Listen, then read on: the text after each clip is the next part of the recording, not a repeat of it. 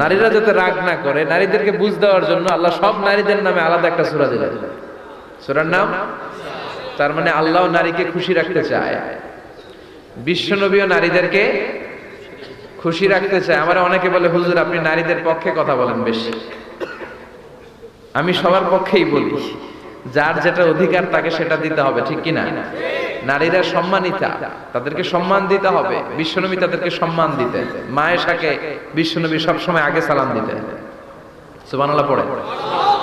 খাদিজা রাদিয়াল্লাহু তাআলা আনহাকে আল্লাহ তাআলা আরশের উপর থেকে সালাম পাঠিয়েছেন। এজন্য নারীদেরকে সালাম দিবেন বেশি বেশি।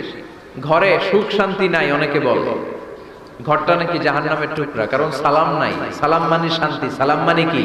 সালাম মানে, চিল্লায় বলেন, জান্নাতীরা যখন জান্নাতে ঢুকবে, ফেরেশতারা জান্নাতীদেরকে কি বলবে? সালাম, শান্তি। Enter the paradise with peace and security. শান্তি এবং নিরাপত্তার সাথে জান্নাতে ঢুকে যান। এজন্য ঘরটারে শান্তিময় বানাতে চাইলে সালাম দিতে হবে। কি দিতে হবে? আজ থেকে স্ত্রীকে সালাম দিবেন তো ইনশাআল্লাহ পড়েন।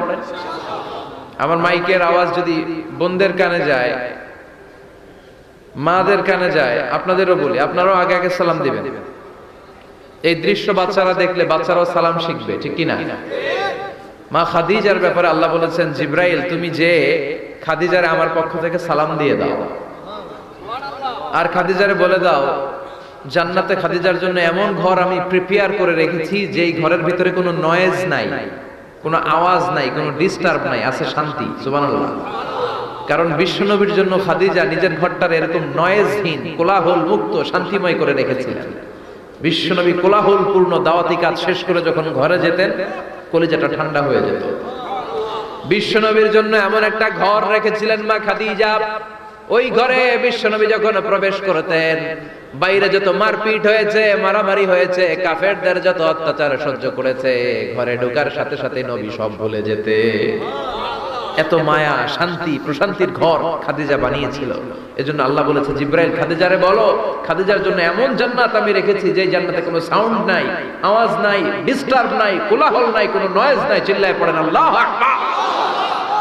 এজন্য মায়েরা খাদিজার জীবনী থেকে শিক্ষা, স্বামীর জন্য ঘরটারে প্রশান্তিপূর্ণ করে রাখবেন। প্রশান্তির একটা জায়গা যেন হয়। কানের কাছে এসে বেশি বেশি ঘ্যান ঘ্যান করেন না। ঘরে ঢুকলেই চাল নাই, ডাল নাই, এটা লাগবে, ওইটা লাগবে, ছেলের ওইটা লাগবে, আস্তে আস্তে। অনেক স্বামী হার্ট অ্যাটাক করে স্ত্রীর কারণে, জানেন ঠিক কিনা? ওই কয় ঠিক, সবাই ভুক্তভোগী।